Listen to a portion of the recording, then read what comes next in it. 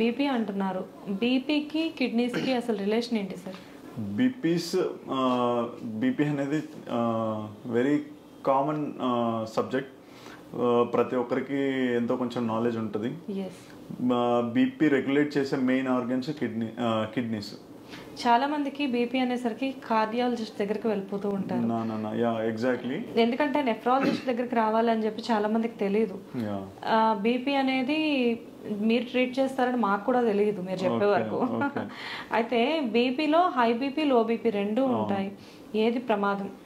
So మన normal blood pressure <120/80. Systolic అనేది 120, diastolic అనేది 80.